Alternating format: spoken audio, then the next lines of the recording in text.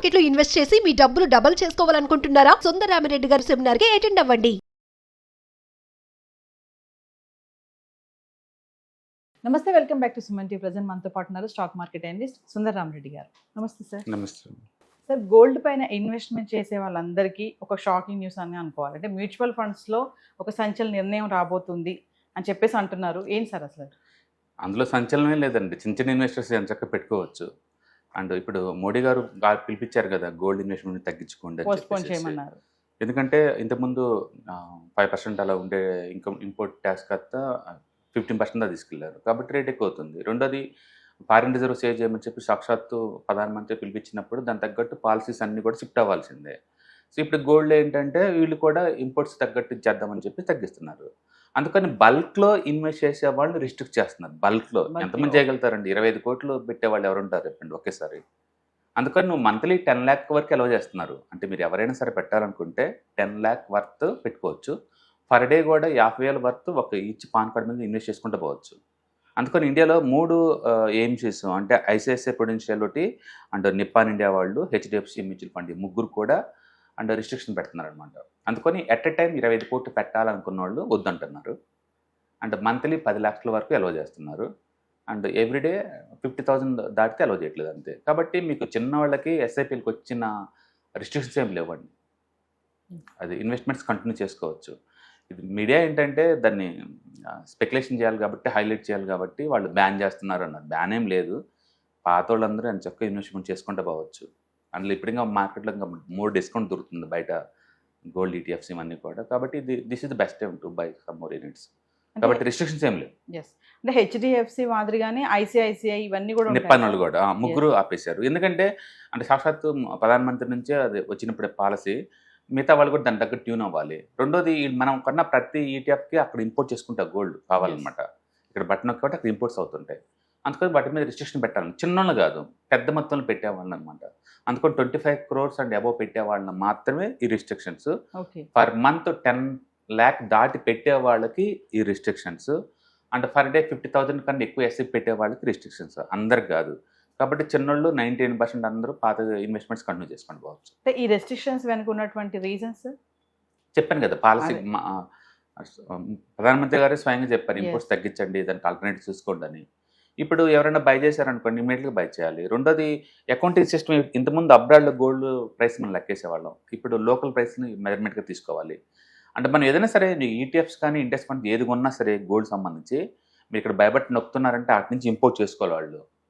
ఇప్పుడు వాటి మీద రిస్ట్రిక్షన్స్ ఉన్నాయి కదా, అందుకని పెద్ద మొత్తంలో డబ్బు రానికుండా వీళ్ళు అడ్డుకుంటున్నారు అంతే. గోల్డ్ ఇన్వెస్ట్మెంట్స్ భారీగా పెరుగుతున్నాయని అనుకోవచ్చు అంటారా? అసలు భారీగా అనే బదులు ఇప్పుడు లాస్ట్ కోవిడ్ కాంచి మనం చూసాం అనుకోండి, అంటే గోల్డ్ ఎవ్రీ ఇయర్ యావరేజ్ మీద 20% ఇచ్చుకుంటూ వస్తుంది. లాస్ట్ ఇయర్ అయితే ఆల్మోస్ట్ ఒక 70% దాకా అలా ఇచ్చేసింది అనమాట. ఇప్పుడంటే 6 నెలల నుంచి 0 రిటర్న్, గత 6 నెలల నుంచి. కాబట్టి పాత కంటిన్యూ అవుద్దేమో చాలామంది ఇన్వెస్ట్మెంట్ చేసుకుంటూ పోతూనే ఉన్నారు. ఒక జనవరి మంత్లో అయితే 30,000 crores దాకా వచ్చింది భారీగా అమౌంట్. ఏది gold ETFs, index funds, mutual ఫండ్స్లోకి.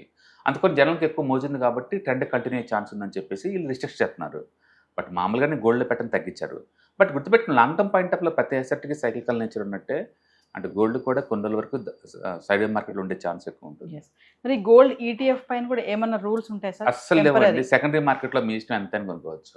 Secondary మార్కెట్లో మీరు కొనే కెపాసిటీ ఉండాలి, కానీ ఎంత కొనుక్కున్న రిస్ట్రిక్షన్స్ లేవు. ఇవి ఓన్లీ ఎస్ఐపి ధర కొనే వాళ్ళకి, కొత్తగా ఎయిమ్స్ దగ్గర నుంచి కొనే వాళ్ళకి సెకండరీ మార్కెట్లో లేదు, దొరుకుతాయి బాగానే.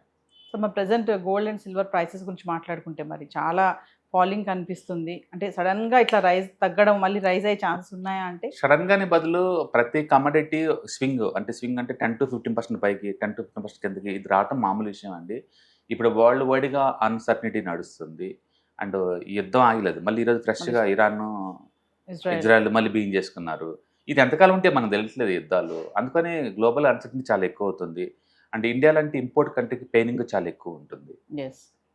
కాబట్టి వరల్డ్ వైడ్గా ఈ సప్లై చైన్ డిస్టర్బెన్స్ వల్ల కొలాప్స్ అవుతుంది. రెండోది పోనీ ఆర్టిఫిషియల్ ఇంటెలిజెన్స్ స్టాక్స్ కొందామంటే అవి బీభత్సం పడుతుంది. ప్రపంచవ్యాప్తంగా లాస్ట్ 2 days నుంచి ఒకటే సెల్లింగ్ నడుస్తుంది, హెవీ సెల్లింగ్ నడుస్తుంది.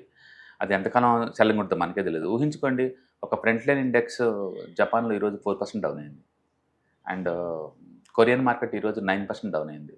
ఇప్పుడు యూరోప్ కూడా -1లో రన్ అవుతుంది. అండ్ ఫ్రైడే నాస్డాక్ -4లో ఉంది. అంటే ఏ స్టాక్స్ సడన్గా సెల్లింగ్ బీనింది అనమాట. అందులో కూడా ఈ రేట్ల మీద అంటే గ్యారంటీ లేదు. అండ్ ఒక్కొక్క బిట్ కాయిన్ చూసుకుంటే అది కూడా 1 ఇయర్లో 30% పడింది. 1 ఇయర్లోకి వెళ్ళిపోయింది డైరెక్ట్గా. అంటే ప్రతి ఎసెక్ట్ కరెక్షన్లో గ్రోత్ ఉందన్నమాట. ఇది అన్సర్టనీ టైము. ఎంత లైట్గా ట్రేడ్ చేసుకుంటే అంత బెటర్. కాబట్టి మరి వెండి గురించి మాట్లాడుకుంటే వెండి బాగా పడిపోతుంది కదా సార్ అవును. ప్రైస్. మరి ఈ ఎపిసోడ్లో ఎక్కువ డిస్కౌంట్లో దొరుకుతుందంటే వెండే అండి. మొన్న ఫ్రైడే డ్రాప్ అయింది, మళ్ళీ ఈరోజు కూడా డ్రాప్ అవుతూనే ఉంది. ఎందుకంటే లాస్ట్ ఇయర్ బాగా మూవ్ అయింది కదా, ఈ సంవత్సరం బాగా ప్రాఫిట్ బుక్ జరుగుతుంది. దీంతో పోల్చుకుంటే గోల్డ్ కొంచెం బెటర్ పొజిషన్లో ఉంది, కానీ సిల్వర్ ఇంకా పడే ఛాన్స్ ఎక్కువ కనపడుతుంది చార్ట్లో మీద టెంపరీగా. yes. బట్ ఏదైనా సరే మీ వ్యూ కనుక 4-5 ఇయర్స్ పాయింట్ ఆఫ్లో కనుక అయితే ఎస్ఐపీలు కొనుక్కునే వాళ్ళకైతే డౌట్స్ ఏమి ఉండవు. yes. బట్ షార్ట్ టర్మ్ వాళ్ళకి మాత్రం పెయిన్ భరించాల్సింది. ఈ టైంలో మరి ఫిజికల్గా గోల్డ్ కొనొచ్చా అంటే సార్? నేను అంటుంది అదే, పొద్దు ఎందుకు గోల్డ్ అసెట్స్ కొనుక్కోవటం అంటది. అంత అంత అల్టర్ ఇచ్చాడు ఉన్నారు ఇక్కడ. ఎవరైనా కొంటే ఈవెంట్ ఇంట్లో ఏదైనా ఉంటే కొంటావు, అప్పుడు తప్పదు, ఇంకా గోల్డ్ ఏ రేట్ని తప్పదు. లేదా ఎస్ఐపీలు కొంటారు అంతే కదా. ఎస్ఐపీలు కొన్న వాళ్ళకి ఇబ్బంది ఏమని చెప్పండి, నేను ఇప్పుడు అమ్మను కదా, 2-3 ఇయర్స్ తర్వాత అమ్ముతాను. సో గోల్డ్ రేట్ పెరిగిన తర్వాతనే అమ్ముతాను నేను, ఇప్పుడు అమ్మాల్సిన అవసరం లేదు. అందుకని ఎస్ఐపీలతో కొనుక్కుంటే ఇలాంటి వాళ్ళని ఈజీగా హ్యాండిల్ చేయొచ్చు, వాళ్ళు పెద్ద వరి అవ్వాల్సిన పని లేదు. లంసం పెట్టే వాళ్ళకి ఇబ్బంది ఇప్పుడు. Yes, thank you sir. Hi, 1 day class room ఎన్విరాన్మెంట్లో ఆఫ్లైన్ వెబినార్ జరగబోతుంది. అండ్ ఇంట్రెస్ట్ ఉన్న పార్టిసిపెంట్స్ ఈ కింద స్కూల్ అవుతున్న నెంబర్కి రింగ్ చేసుకొని సీట్ బుక్ చేసుకోండి. దీంట్లో ETFs, index funds and mutual funds మీద completely and hand folding experience మీకు ప్రొవైడ్ చేయబడుతుంది. దీని ద్వారా ఏంటంటే మనం ఎసెట్స్ని స్టాక్ మార్కెట్లో ఎలా మేనేజ్ చేసుకోవాలి, ఎలా గ్రో చేసుకోవాలి, ఎలా ప్రొటెక్ట్ చేసుకోవాలో అంటే ప్రాక్టికల్గా నేర్చుకుంటారు. కాబట్టి ఇంట్రెస్ట్ ఉన్న పార్టిసిపెంట్స్ కింద స్క్రోల్ అవుతున్న నెంబర్కి పింగ్ చేసి సీటు రిజర్వ్ చేసుకోండి. Thank you.